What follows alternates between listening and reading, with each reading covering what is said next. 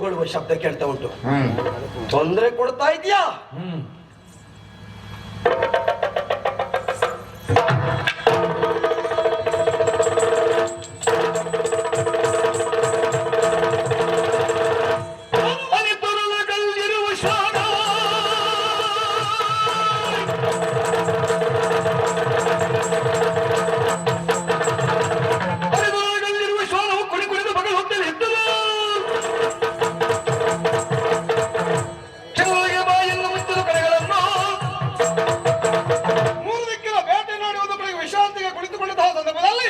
ಶ್ವಾನವನ್ನು ಬಗಳುವುದನ್ನು ಕಂಡವು. ಆ ಶ್ವಾನ ಬಗಳುವಿಕೆಯನ್ನು ಕಂಡಾಗ ಯಾಕಿರಬಹುದು ಹೇಗೆ ಎಂಬ ಹಾಗೆ ಯೋಚನೆ ಮಾಡಿದ ಹೊತ್ತಿಗೆ ಒಮ್ಮೆ ನಮ್ಮಲ್ಲಿ ಗೊಳಗೊಳ್ಳುತ್ತಿದ್ದಂತ ಶ್ವಾನ ಬಾಯಿ ಮುಚ್ಚಿಕೊಂಡಿದೆ. ಯಾಕೆ ಹೀಗೆ ಏನ್ ನಡೀತಾ ಇದೆ?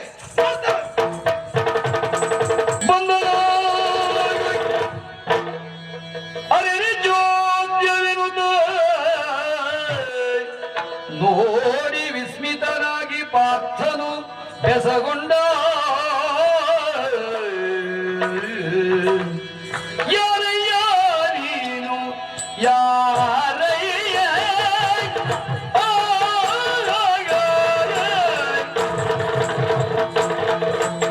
ಯಾರಯ್ಯ ನೀನು ಯಾರಯ್ಯ?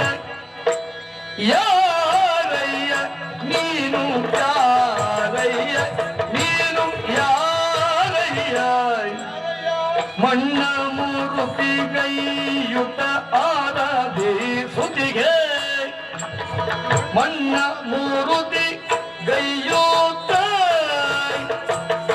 ಮಣ್ಣ ಮೂರುತಿ ಗೈಯುತ್ತ ಆರಾಧಿಸುವೆ. ಯಾರು ನಿನ್ನಯ ನಾಮವೇನು? ಯಾರು ನಿನ್ನಯ ನಾಮವೇನು? ನಿನ್ನ ಯಾರು ಪೆತ್ತರು ಕುಲವೇನು? ನಿನ್ನ ಯಾರು ಪೆತ್ತರು ಕುಲವೇನು?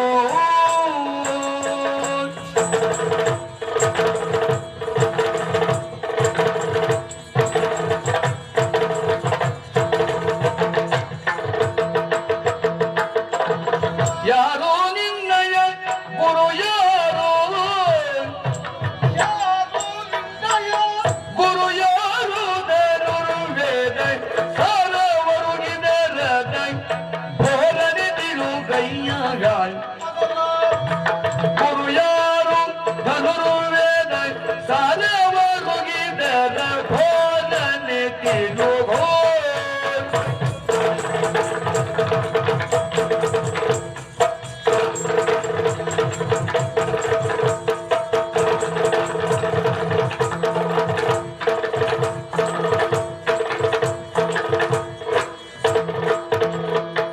ಯಾರು ನಿನ್ನಯ ನಾಮವೇನು? ನಿನ್ನ ಯಾರು ಪೆತ್ತರು ಕುಲವೇನು? ನಿನ್ನ ಯಾರು ಪೆತ್ತರು ಕುಲವೇನು?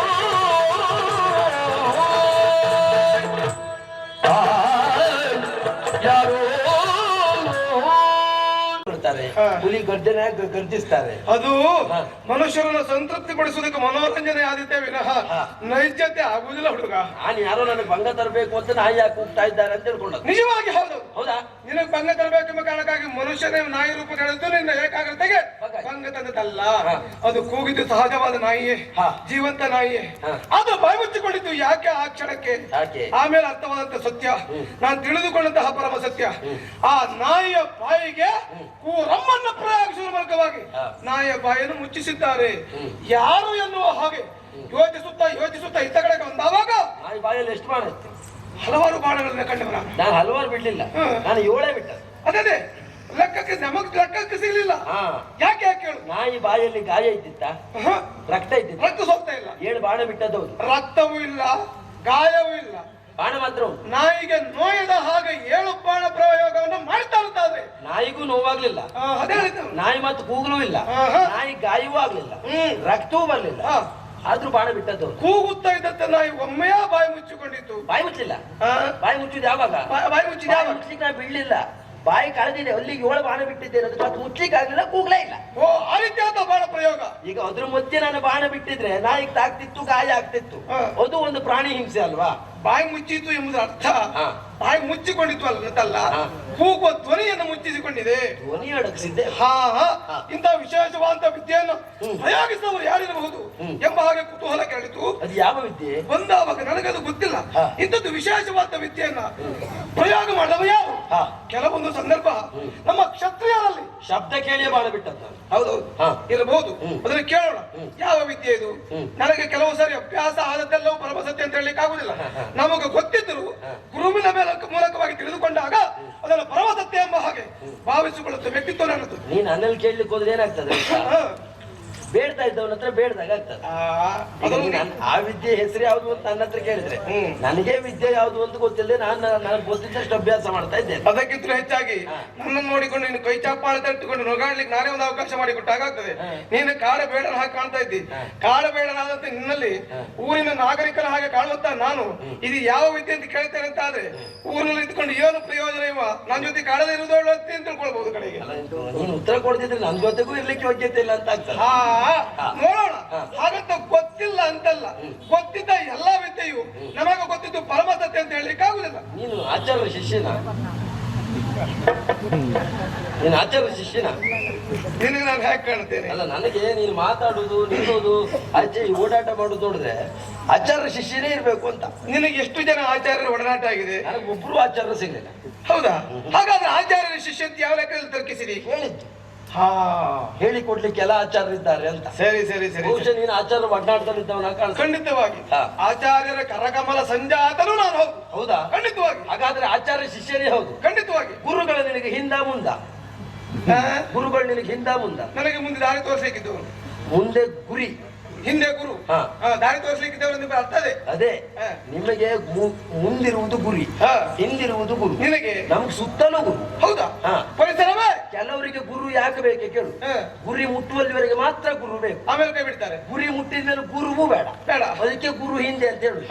ನಮಗೆ ಗುರು ಸುತ್ತಲೂ, ನಮ್ಮ ಗುರಿಯು ಗುರುವೇ, ನಮ್ಮ ಸುತ್ತ ಇರುವುದು ಗುರುವೇ. ಹಾಗಾದ್ರೆ ಪರಿಸರದಲ್ಲಿ ಕಾಣುವಂತ ಎಲ್ಲಾ ವಿಶೇಷವಾದ ಘಟನೆಗಳು ಸಹ, ಕಾಣುವಂತ ಎಲ್ಲ ವ್ಯಕ್ತಿಯು ಸಹ ಗುರು ಎಂದು ಪರಿಗಣಿಸುವರೇನಂತಾಯ್ತು. ಖಂಡಿತ. ಅಂತ ವಿಶೇಷವಾದಂತಹ ವಿದ್ಯೆಯನ್ನ ಪಡೆದಂತಹ ನೀನು ಯಾರು?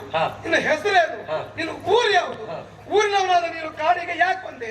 ನೀನು ವಿದ್ಯೆಯನ್ನು ನೀನೇ ಪ್ರಯೋಗಿಸಿದ್ದ, ಶರ ಪ್ರಯೋಗ ಮಾಡಿ ನೀನೇ ಹೋಗುತ್ತಾರೆ. ನನಗೆ ಹೇಳಿಕೊಟ್ಟವ್ರು ಯಾರು ಅಂತ? ಯಾರು ಹೇಳಿಕೊಟ್ಟದ್ದು? ಹರಿಹರಾತ್ಮಜ. ಅನ್ಯ ಗುರುಗಳಿಲ್ಲ ಎನಗೆ, ಅನ್ಯರನಗೆ ಗುರುವಲ್ಲವೆನ್ನುತ್ತ ತೋರಿದನು ಬೆರಳಿಂದ ಮೂರ್ತಿಯ, ತೋರಿದನು ಬೆರಳಿಂದ ಮೂರ್ತಿಯ, ಬೇರೆ ಗುರುವಿಲ್ಲೆನಲೋ.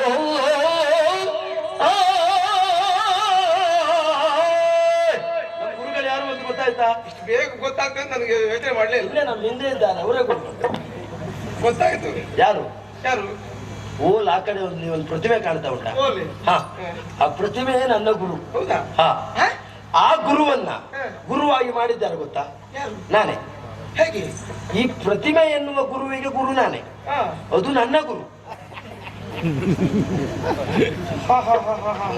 ನನ್ನ ಭಾಷೆ ಹಾಗೆ.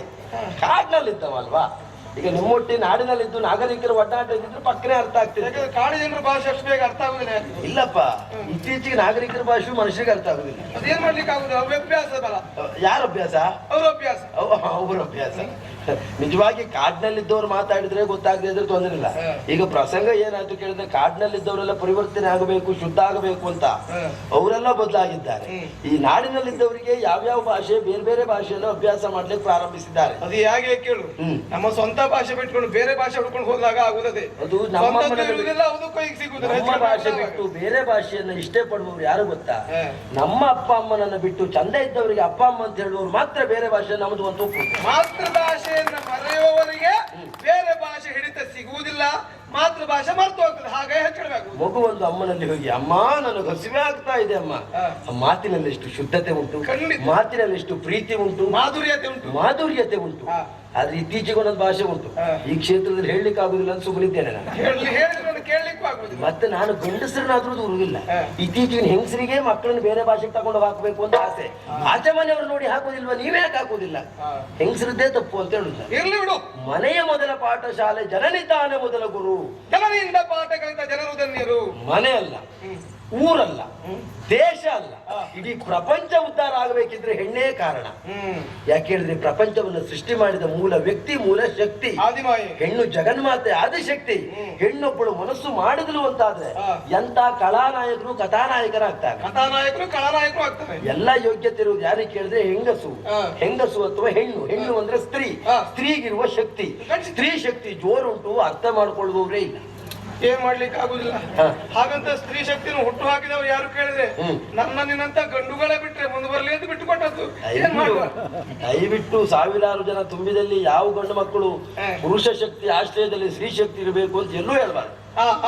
ಯಾಕೆ ಕೇಳಿದ್ರೆ ಕೊನೆಗೆ ಹೆಣ್ಮಕ್ಕಳಿಗೆ ಪಿತ್ತ ಕೆದರಿ ಮೂಲ ವ್ಯಕ್ತಿ ಸುದ್ದಿ ಹೋದ್ರೆ ಮೂಲದಲ್ಲಿ ಸಿಗುವುದು ನಮಗೆ ಆದಿಮಾಯ ಹೆಣ್ಣೆ. ಕೆಲವೊಂದು ಕೊನೆಗೂ ಉತ್ತರವಾಗಿ ಸಿಗುವುದು ಯಾರು ಕೇಳಿದ್ರೆ ಹೆಣ್ಣೆ. ಒಂದು ಸತ್ಯ ಹೇಳನಿಗೆ ಕೆಲವೊಂದು ಮೂಲವನ್ನು ಹುಡುಕ್ಲಿಕ್ಕೆ ಹೋಗ್ಬಾರ್ದಂತ. ಖಂಡಿತ ಅದ್ರದ್ದು ಯಾವುದನ್ನು ಅಂತುಂಟು ಎಲ್ಲ ಅಲ್ಲ, ಎಲ್ಲ ಮೂಲ ಅಲ್ಲ, ಕೆಲವೊಂದು ಮೂಲ ಹುಡುಕಬಾರ್ದು. ಸರಿ, ಅದಲ್ಲ.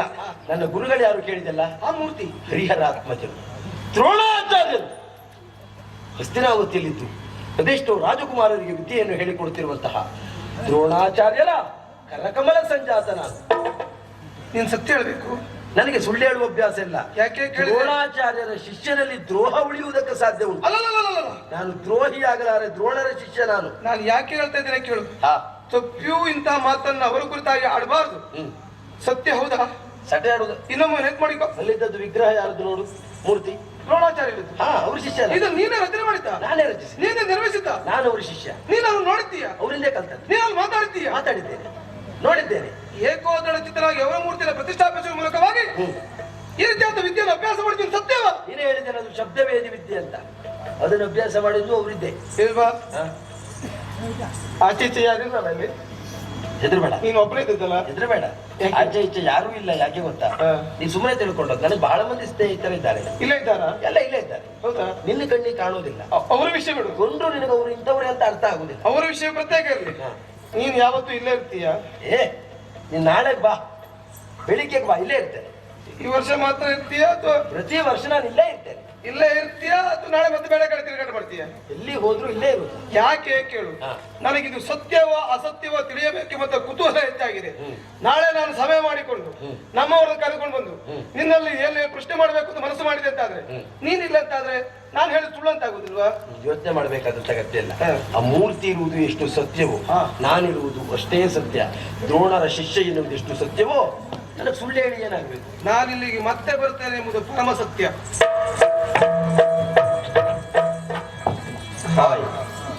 ನನ್ನ ಜೀವನವೇ ಪ್ರಶ್ನಾರ್ಥಕ ಅಂತ ಮೊದಲು ಪ್ರವೇಶದಲ್ಲೇ ಹೇಳಿದೆ. ಪ್ರಶ್ನೆ ಹೋಗಿ ಈಗ ಉತ್ತರ ಸಿಗಲಿಕ್ಕೆ ಪ್ರಾರಂಭ ಆಯಿತು.